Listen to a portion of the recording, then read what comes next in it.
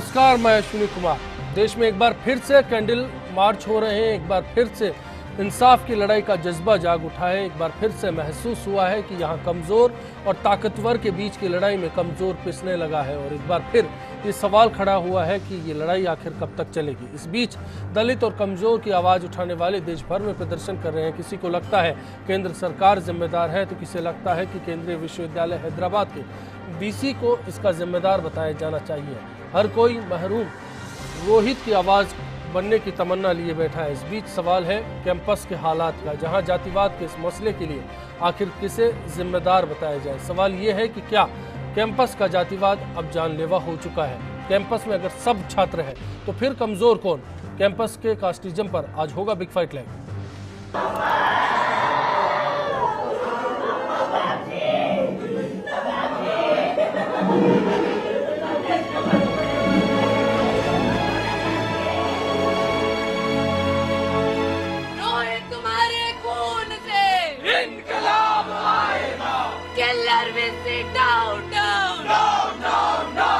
सुशील कुमार को अरेस्ट करो, अरेस्ट करो, अरेस्ट करो।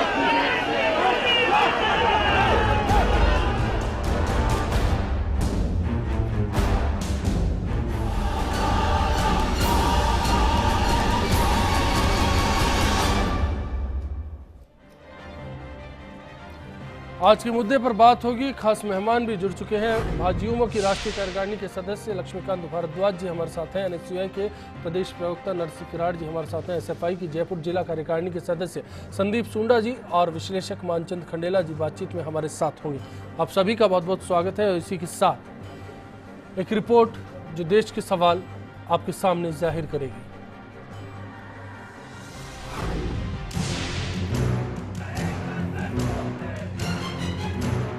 हैदराबाद यूनिवर्सिटी में पढ़ रहे डॉक्टर अंबेडकर मिशनरीज विद्यार्थी एसोसिएशन के दलित छात्र नेता रोहित वेमुला की खुदकुशी के बाद एक बार फिर देश की लोकतांत्रिक व्यवस्था पर सवाल खड़े हो गए। हॉस्टल से निकाले जाने के 15 दिनों बाद उसी हॉस्टल के एक कमरे में पीएचडी के होनहार छात्र ने खुद को फांसी लगा ली। क्या रोहित ने वाकई आत्महत्या की है? रोहित की आखिरी चिट्ठी पर गौर करने के बाद इस तस्वीर को लेकर फिर भी संशय हो रहा है। पर आरोप है कि रोहित की जान जाति व्यवस्था ने ली है। दलित छात्र नेता की आत्महत्या के बाद देश के नेताओं को भी राजनीति करने का एक नया मौका मिल गया। आम आदमी पार्टी और कांग्रेस ने जहां केंद्रीय मंत्री बंडारू दत्तात्रेय पर मामले में लगे आरोपों को लेकर मोदी सरकार को घेरना शुरू कर दिया, इसी बीच कांग्रेस उपाध्यक्ष राहुल गांधी मंगलवार को हैदराबाद पहुंचे। राहुल गांधी ने कहा कि छात्र अन्याय और यूनिवर्सिटी में दलित छात्रों के सामाजिक बहिष्कार के खिलाफ संघर्ष कर रहे हैं और आरोप लगाया कि इस मामले में छात्र के पास आत्महत्या के अलावा कोई विकल्प नहीं बचा था, क्योंकि दिल्ली में बैठे मंत्री का दबाव था। वहीं इस छात्र की मौत के बाद पूरे देश में मानव छात्र संगठन सड़क पर उतर आए। चेन्नई, पुणे, मुंबई, दिल्ली, अजमेर और जयपुर के छात्र सड़कों पर आए और प्रदर्शन करने लगे।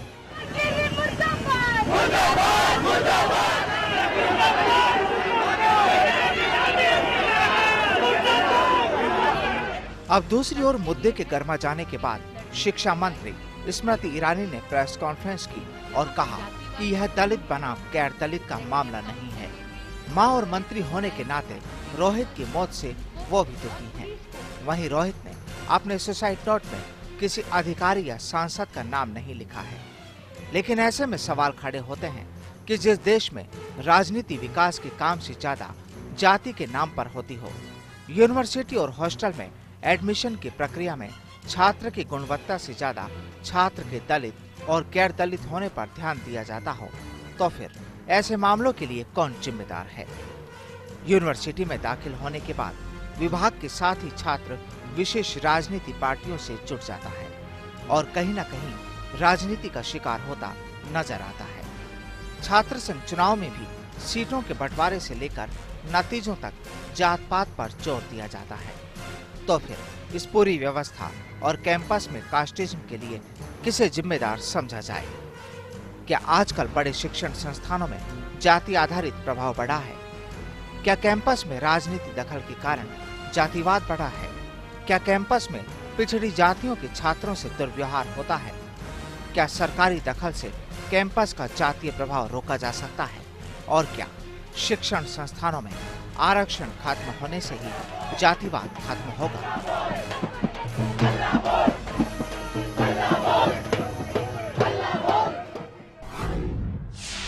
और इसी के साथ बिग फाइट लाइव में आज हमारा सवाल, बिग फाइट लाइव के जरिए हम आपसे जानना चाहते हैं कि क्या बड़े शिक्षण संस्थानों में जाति आधारित प्रभाव बढ़ा है? आपकी राय हमारे वेबसाइट पेज के साथ साथ फेसबुक और ट्विटर के जरिए आप हम तक पहुंचा सकते हैं। प्रोग्राम के आखिर में आपकी राय क्या होगी ये भी दिखाया जाएगा। सबसे पहले रोहित, हैदराबाद की सेंट्रल यूनिवर्सिटी का एक छात्र जिसे दलित बताया गया, जिसे कहा गया कि खुदकुशी के पीछे कहीं ना कहीं जातिवाद उस पर असर किया, इसी को लेकर सबसे बड़ा सवाल मैं लक्ष्मीकांत जी आपके पास लेकर आना चाहता हूँ। क्यों बीजेपी इस मसले को मानती है कि ये दलित और गैर दलित का मसला नहीं है, जबकि पूरा देश चिल्ला कर आज इसी आवाज को उठा रहा है? देखिए, क्योंकि ये मसला दलित बनाम दलित का है ही नहीं, इसलिए भारतीय जनता पार्टी ये मानती है कि इसको इस तरह का मुद्दा बनाया जा रहा है।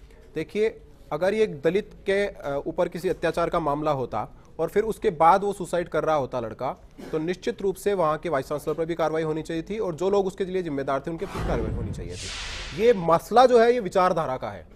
ये जो छात्र जिसने सुसाइड की है, ये एक विचारधारा विशेष का छात्र जिसने याकूब मेनन की फांसी का वहां पर विरोध किया, जहां पर गोमांस की पार्टी देने का वो समर्थन रहा, उसने सब किया। इस बात को लेकर, इस बात के विरोध में एक एबीवीपी के कार्यकर्ता ने फेसबुक पर ये लिख दिया कि जो कुछ भी ये लोग कर रहे हैं वो गलत है। सुबह उस छात्र को कैंपस के अंदर पीटा गया। ये विवाद की मुख्य जड़ है। इसमें जाति कहां से आ गई? आप एक विचारधारा ताजा खबर कहती है कि जो अखिल भारतीय विद्यार्थी परिषद के छात्र ने पिटाई का आरोप लगाया, कहा गया कि उसका अपेंडिक्स का ऑपरेशन था, मारपीट नहीं हुई उसके साथ। नहीं, ये तो कहने को कुछ देश में कुछ भी कहा जा सकता है। जो लोग इस बात पर मोमबत्तियां जला रहे हैं, जो लोग वहां जाकर घड़ियाली आंसू बहा रहे हैं, आप देखेंगे कि पिछले 6 महीने में इस देश की तरक्की से डरने वाले लोग इस पूरे पिक्चर में आपके फ्रेम में भी देख लीजिए, बैक में जाकर देख लीजिए, याकूब मेनन की फांसी का विरोध करने वाले भी यही लोग थे, अवार्ड वापसी करने वाले भी यही लोग थे। और विचारों की आजादी है देश में। हाँ बिल्कुल है, क्यों नहीं है? विचारों की आजादी है, इसीलिए तो याकूब मेनन जैसे देशद्रोही, आप देखिए कैसे दलित हो सकते हैं, इस तरह की बात करिए, मुझे बताइए। बाबा साहब भीम अम्बेडकर ने, मेरे सवाल को आप फिर कहीं गलत दिशा में ले जा रहे हैं। इसी सवाल को लेकर संदीप सोंडा जी, मैं आपके पास भी आना चाहूंगा। हैदराबाद में रोहित की मौत, खुदकुशी, इस मसले को लेकर आप क्या मानते हैं? इस मसले को लेकर सर इतना ही मेरा कहना है कि ये पूरा एकेडमिक्स और राजनीति से प्रभावित है और हर एक व्यक्ति की अपनी अभिव्यक्ति की स्वतंत्रता होती है और उस पर जब भी हमला होता है तो वो किसी पर्टिकुलर एक व्यक्ति के लिए नहीं होता है। वो अपने हकों की मांग करते हैं, उन पे दमन किया जाता है, ये इग्नोर किया जाता है। ये क्यों इग्नोर किया जाता है? सवाल यही है। रोहित सवाल पैदा करता है कि कैंपस में क्या राजनीति जायज नहीं है? आज देश स्तर पे सुई से लेकर बड़ा से बड़ा जहाज बनता है, पूरा राजनीति के दृष्टिकोण में, राजनीति की दृष्टि से बनता है। तो विद्यार्थी लोगों का भी ये हक है कि मैं मेरी राजनीति, लेकिन यहाँ राजनीति की बात कहीं ना कहीं जातिवाद के जरिए आ रही है। जातिवाद ने असर किया, यही तो मुद्दा आज देश में बना है। राजनीति का मसला आया कहां पर?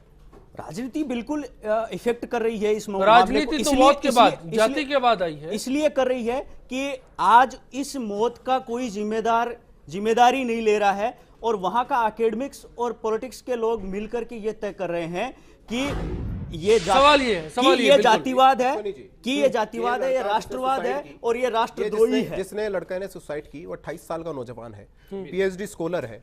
उसने अपना एक सुसाइड नोट लिखा है। उस सुसाइड नोट में उसने कहा कि मेरी मौत का मैं जिम्मेदार हूं, इसके लिए कोई भी व्यक्ति जिम्मेदार नहीं है। उसने किसी भी एक व्यक्ति का नाम नहीं लिखा। जिनको जहरीली राजनीति करनी है वो इसको राजनीति का अखाड़ा बना रहे हैं। अगर वो 28 साल का नौजवान जो पीएचडी स्कॉलर है, जो समझदार है, अगर वो किसी व्यक्ति से पीड़ित था, किसी संस्था से पीड़ित था, तो उसका स्पेसिफिक नाम का जिक्र करता। उसने 2 पेज का सुसाइड नोट छोड़ा है। आप देखिए, इस पर उस व्यक्ति ने राजनीति नहीं की है जिसने जान दी है। उस व्यक्ति की जान जाने के बाद जो जहरीली राजनीति करने वाले लोग इस देश में हैं, वो लोग राजनीति। नरसी गिराड, मैं आपके पास में आना चाह रहा हूं। राहुल गांधी की ओर इशारा कर रहे हैं यहाँ पर फिलहाल लक्ष्मीकांत जी, और इसका इशारा यह भी है कि कल केजरीवाल भी हैदराबाद चले जाएंगे। लेकिन उससे पहले राहुल गांधी जो कह कर आए, क्या आपने भी इसी का तजुर्बा लिया? इतने बड़े दुर्भाग्य की बात है कि एक नौजवान लड़का जो रिसर्च स्कॉलर था हैदराबाद यूनिवर्सिटी का, इतना होनहार छात्र, जिस माँ ने अपना बेटा खोया है, उस माँ के दर्द को क्या कोई समझ पाता है?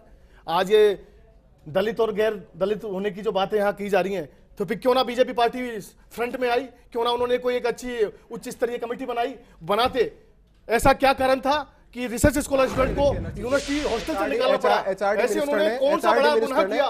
मैं बस आपके माध्यम से जानना चाहता हूं। मेरा सवाल सिर्फ यह है कि उसने क्या गुनाह किया कि इतने नया JRF स्टूडेंट को, रिसर्च स्कॉलर स्टूडेंट को यूनिवर्सिटी से बाहर निकाला? मैं बताऊं उसके बाद मंत्री उसके ऊपर कार्रवाई करने की डिमांड कर रहे हैं। उसको बता रहा हूं ना सर, देश में आज युवा बेरोजगारी के लिए, अरे भैया आप सुसाइड पर आइए, सुसाइड पर आइए, आप सुसाइड पर लिखिए। हो रहा है कि एक JRF का बंदा जो स्कॉलरशिप लेके अपना जीवन चला रहा है, अपने परिवार 7 महीने को सहारा दे रहा है। मैं जवाब दे रहा हूं। कीजिए पहले लक्ष्मीकांत जी, 7 महीने से स्कॉलरशिप रोकी गई थी, इसलिए इस बात रोकी का गई। तो जिक्र है लेटर में। मैं बताऊं आपको, स्कॉलरशिप इसलिए रोकी गई क्योंकि 7 महीने से वो यूनिवर्सिटी से सस्पेंड था, इसलिए उसकी स्कॉलरशिप रोकी गई। देखिए, अगर केवल दलित होने के नाते आप ये कहते हैं कि आप दलित हैं इसलिए आप पर अत्याचार हो रहे हैं, देखिए एक षड्यंत्र है। बाबा साहब भीमराव अंबेडकर जी ने ये देश का संविधान बनाया। इस देश के संविधान के आधार पर इस देश में याकूब मेनन को फांसी हुई, जिसने 250 लोगों को फिर मारा। याकूब पर आ जाते हैं, इस सुई को आगे बढ़ाइए अब। क्योंकि उसी से जुड़ा हुआ है, जुड़ा हुआ है। दलित को जोड़कर, अरे भैया दलित पर दलित को जोड़कर, दलित को जोड़कर देश में अशांति पैदा करना चाहते हैं। मैं ये देश को जोड़, दलित के साथ उसने नहीं कहा कि मैं दलितों में से अत्याचार है, वो नहीं कहा कि मैं अत्याचार हूं, उसने ये नहीं कहा कि मैं दलितों से मेरे पे अत्याचार हो रहा है। के लिए तैयार हो जाता है। अरे भैया आत्महत्या करने वाला आदमी पहले मरता नहीं है, वो PhD। चलिए, मेरे ख्याल से कैंपस की नब्ज को समझने की जरूरत है। मानचंद खंडेला साहब, आपका विश्लेषण क्या कहता है इस पूरे मसले पर, हैदराबाद की तस्वीर का? बिल्कुल, मैं आपके सवाल उठाऊंगा संदीप जी, फिर लूंगा आपका सवाल। मैं ये समझ रहा हूं कि ये शायद पहला मामला नहीं है, 14 आत्महत्याएं पहले भी दलितों के द्वारा की जा चुकी। बात दो लोग दलित हैं, 14 में से 9 लोग दलित हैं, और एक बार मैं आऊंगा आप दोनों के पास, लक्ष्मीकांत जी और नरसी किराट जी। पूछिए ना,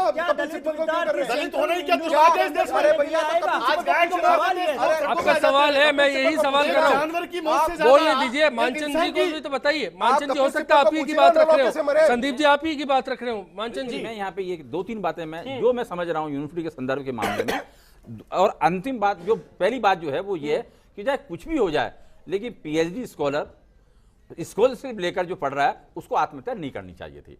अगर उसने करी है तो चाहे वो सामाजिक परिवेश के कारण, चाहे आर्थिक परिवेश के कारण, चाहे मनोवैज्ञानिक परिवेश के कारण या मानसिक दबाव के कारण उसने करी है, कहीं ना कहीं कुछ ना कुछ तो है। आपको नहीं लगता कि उसके साथ कुछ जाती हुई है? मेरी बात सुनिए, यानी निश्चित रूप से जो है जो कुछ ये कुछ परिणति होगी वो जायदादी कहलाएगी, इसमें कोई बात नहीं है। और मैं तीसरी बात यहाँ पे ये कहना चाह रहा हूँ, जो लोग वहां पर राजनीति करने जा रहे हैं ना, वो अपने आप में बहुत जरा त्रासदी की बात है। यानी वो जैसे ही मौका मिलता है वो वहां पे पहुंच जाते हैं। लेकिन मैं यहाँ पे पूरा विश्लेषण आपको बताऊं, वहां का संदर्भ क्या है। वहां का संदर्भ ये है, अंबेडकर स्टूडेंट यूनियन बहुत सशक्त यूनियन है, विचारधारा से सशक्त है, कार्यक्रमों से सशक्त है, अपने जो अधिकार है उनको लेने के लिए वो पूरी तरह से सशक्त है, और इस रूप में जो है वहां पे प्रतिद्वंदता चलती रहती है। और ये प्रतिद्वंदता जो है वहां से AVP की आप कहें, चाहे वो छोटा सा ब्रेक, तुरंत लौट रहे हैं, देखते रहिए बिग फाइट लाइव जारी है। सवाल कैंपस का है, सवाल कास्टिज्म का है, और क्या सच में ये कास्टिज्म आज जानलेवा हो चुका है?